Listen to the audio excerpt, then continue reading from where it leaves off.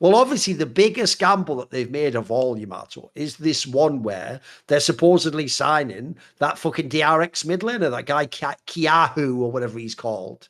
That's going to be the mid laner of KC, which is obviously a mad, because obviously Vadi's going. In fact, the rumor is he's going to go to Fnatic or whatever the fuck. Like, what do you think of this move? Because here's the thing: I think the rest of the offseason looks great. Like, I do think they've killed it, getting Canna back. They managed to keep fucking Callistus, all essential stuff. But this move in the mid lane is a big gamble, because if you remember, we were discussing what if this is Quid, or what if there's some other big name wants to move. Like, but they've ended up gambling on this player. What do you think of this gamble? Is it a good one?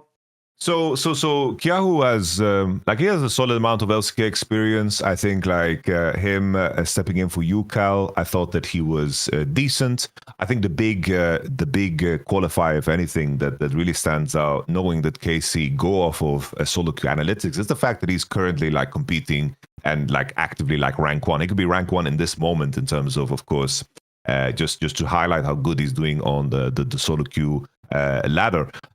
This is considering KC, how they have found some of their other players and some of the other talent, it was through solo queue data analytics. And for those who don't know out there, it's everyone has their proprietary analytical blend in terms of how they aggregate data and compare it against everybody else. They basically the gist of it is they choose 10 to 15 certain data points on certain champions and then compare it against the entire field. And what happens then is that you kind of notice who is the best performing Silas on a server, and then they kind of the analysts, they kind of fine tune which data is important, and then through that you can find who's actually performing good in the game besides the LP. And obviously I don't have access to any tool like that right now, but I could imagine just because of KC's history that Cahu was potentially a standout. There were some other names mentioned, like Quid, we always talk about, leaving LA is a big, you gotta convince people really, really hard, very, very, cleanly. It's very difficult. And on top of that, there were mentioned, people floating the name Zini. There was mention of Saint, and apparently Lion as an organization is just spending big bucks in this offseason with inspired hiring. So a lot of these names that they were contesting for, they just kind of fell through and they ended up on Cahu. I think the big gamble, if anything, is just Reaper is the connector, right? It's Reaper is the connector, and they got Reaper and they insisted on getting a Korean talent in the mid lane, right? And I think that ties into the whole gamble aspect of KC too, because looking at Reaper's record in C9 as he returned, there were 2 rosters that were supposed to do so much more, but they did not. The massive failures the last 2 years of C9, and Reaper, of course, has his fingerprints all over that. Historically, of course, Reaper, I remember watching Reaper play when he was on SKT, it's Reaper is a legendary player with a lot of experience on his hands, but you have to wonder how much was the push for Reaper just because he has English, he can speak English and he can speak Korean. And sometimes that as the main qualifier can put you in a position where maybe you're going to be lacking something. I do think that in terms of KC and their offseason, I do think in terms of Western League of Legends, the signing of Busio is the biggest signing of this offseason by far.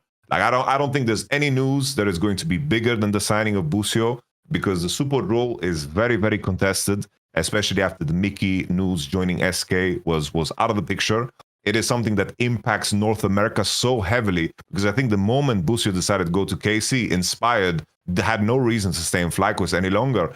And I think that impacted FlyQuest. And at the same time now, KC made probably the biggest upgrade they could in the support position in bringing this talent. And now you have this situation where you have the 2 most exciting prospects for both North America and Europe on the same team playing bot lane together. That is just as big of a win as possible, because we've mentioned this on the show many times, where this year is a contract year for Calist. If he's not happy on this team, he's leaving. He wants to win. So KC making these big moves in the bot lane and in the top lane are massive wins. But I do agree, the Reaper Cahu connection, that's where there's question marks. But I do think that there's some good green flags for Cahu as a player, definitely.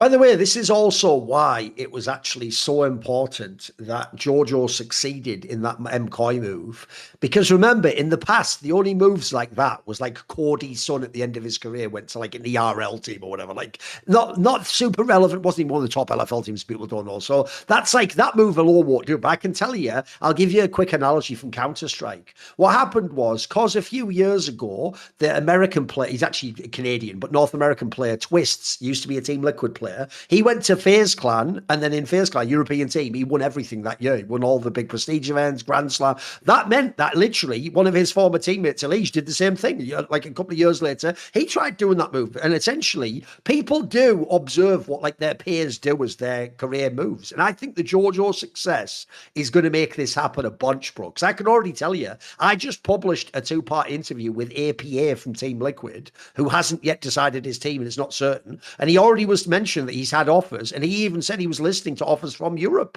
Like, not that it's like his number one choice, but his point was like he's open to doing it. Like, he understands you can potentially get a more competitive team there, or it's a way to challenge yourself and prove your own legacy. Because I even said to him, in his case, you don't want to be thought of as the guy where it's like, yeah, but you had Core JJ, and like you want to be the guy you go out to another team and prove yourself. So I think for me, that's what this Busio move is. It's funny because within FlyQuest, it's actually inspired that everyone wanted to go to Europe. But the joke is, like, after that, yeah, Busio's another great piece. By the way, I would even say this as well. Another name that I've never heard so far say they'll go to Europe, but I would hope you would be open to it, as I hope Blabber is open to it. Bro, there's only so much you can accomplish in NA. Like, if you're in NA, you really better get like the best GM that gets you the best roster, and then you've got maybe a chance at doing something. If you go to Europe, you can just fuck around like Jojo did and end up on a team that's really capable still. Because I agree with you, Yamato. Like, I'm not the biggest Busio fan, just because I think people like LS impossibly rate him to their heavens, bro. Like, LS has him like a hair below fucking Carrier or something mental, which is like, child, please. But okay, within the context of Western players, though, he is mega. Like, the real problem he has is because he role swapped, people don't realize he looked really bad because that was the first year of the role swap. Like, he did look terrible when he initially role swapped. I think now, like 3 or 4 years in, he's actually gotten to a very high level. And crucially for me, I'm just looking at that and thinking this, Yamato. So much of all the good things I was told about Targamas were from interviews, bro. They were like, oh, but if you heard what he says in the scrims, though, oh, well, but this call he made, yeah, but it's attitude. Fuck all that. I just want someone with Calist like Busio, where I can visually see they're really good. Like, I think Calist is better than Masso, so I think this could be a fucking banger bot lane, bro. Like, this could be some really fucking tight shit. And if you're Busio, you now have a chance to do the same things in FlyQuest, but more. Maybe, you can also make a playoff run at Worlds, and you can beat some top team. Because essentially, it's only the mid lane is the question mark. Every other part of that team's good, bro. And then even this coaching staff change. Here's the one problem I have, Yamato. It goes like this with coaching staff, because actually, Reaper is only as a player and a coach. So we've discussed on some of the insight for like 15 years at this point in time. Well, it can't be 15. It came out in 2014. 11 years. And my problem with this is the narrative for Reaper's career as a coach goes like this. Bro, as like a GM type figure and as a regular season coach, he's one of the best to ever do it in League of Legends. Like, how many times in Cloud9 did he keep getting banger rosters, bro? Like, you change out this piece, bring in this piece. And regular seasons, he is for real one of the most guaranteed, like, you'll be top 3 every single time in the league. Like, he's unbelievable at setting teams up. But his problem is, it's like you're talking about, mate.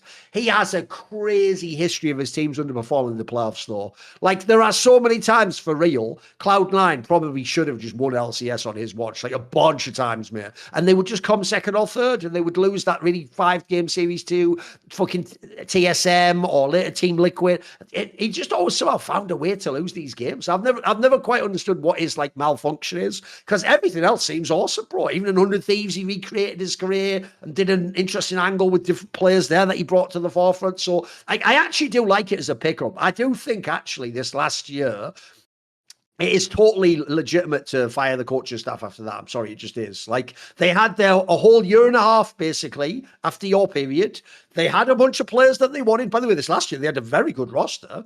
I just don't think they got the results that you expected to have. They had the first split was great, but aside from that, everything else is a failure. It just is. So I think to gamble on someone with proven experience, and in this case, it's even also exciting because it's Reaper coming to Europe. Like, we've never seen this before. We only know that guy in LTA or in Korea. So it's also going to be a totally different vibe. Like, I can't wait to see how does he draft? How does he enjoy the EU environment? People don't know. He's not really known as like the super strict coach. He's maybe more of a player's coach. I think he's going to vibe with European players, man. I think that's a good. I actually like. It's only the mid lane one I'm not sure about. Everything else about the KC, but I think they're doing a really good job.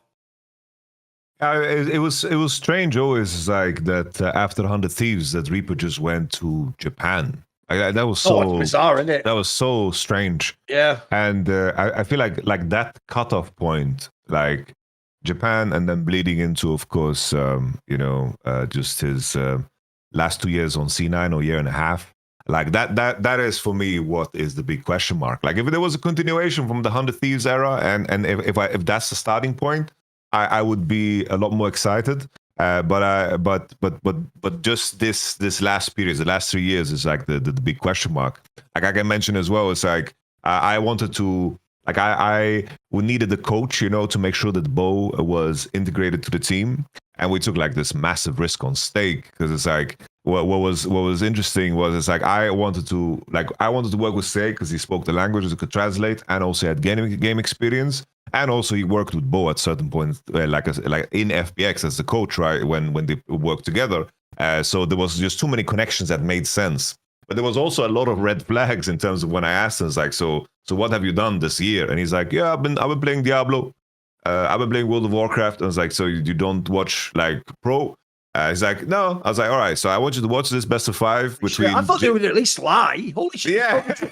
So I was like, all right, so like I need to have a conversation with you about the game, So watch the JDG versus T1 series, and let's have a meeting tomorrow, and you're gonna tell me what your thoughts were. And it was like solid, but at the same time, it's like we were in a position in KC where we felt like we needed this person that could connect both to the team, a part of the team, but then it's like it didn't pan out at all, like the red flags did speak true to the circumstances, so I wonder. I bring up that story because I wonder how this is going to go, but I know that a fresh opportunity can also be, a very, very easy way to like revive your ambition and your passion for the game. And maybe this is just this can play out in a world where, like, in a way where Reaper is just perfect for the situation. So we will see. It's like there were periods I remember in early C9 where he was like benching players and like having good control over everybody. It was like the golden glue Svenskeren, like the double mid lane, mid jungle combos that they had, and he was making changes. It seemed like he was like fully in control of the team, and maybe he can recreate that here on KC. As I just wanted to like follow up, we're talking about Fly, like them losing Busio. It was also announced that they have signed Thinkard, who of course has gotten a lot of value the last couple of years in terms of how his teams have performed. Coach, if people remember, and then obviously then he was coaching in Brazil. This guy just seems to be finding like very, very high peaks with the rosters that have been given to him, and he's been around for a very, very long time. Oh, he's an overachiever too. Look at the rosters of players he has. This guy's cooking, yeah. And that's like a very, very ambitious move for FlyQuest, but it also opens up a world where two of the smartest minds in regards to League of Legends are now available. Yep. Like if a team wants to just bolster their strategic side, like we mentioned, like months ago, we mentioned like Mythy going to MKOI, or like Nuktak. Like if Nuktak joined KC together with Reaper, I feel like that's something that would like make sense because you also have this thing where Busio had very, very premium coaching on FlyQuest. He had the attention of Arrow and Mythy, like basically attached to him and Maso in terms of working and helping his development. Moving to Europe, and of course, being in an environment where maybe the coaching staff isn't as bolstered up, is going to be a new and interesting challenge for Busio. So I wonder how that's going to pan out. But currently, looking at KC's off-season, I think that they've managed to piece together something really, really good. And I think that the question marks are there, definitely. I think that's going to be the case for anybody. But this is definitely a team that I can imagine winning splits in the LEC and, of course, qualifying to the World Championship with ease, which speaks to the failure of this year, right? More cool, funny, interesting clips based on topics from my content? Well, subscribe to this channel then, or, you know, be a pleb and don't.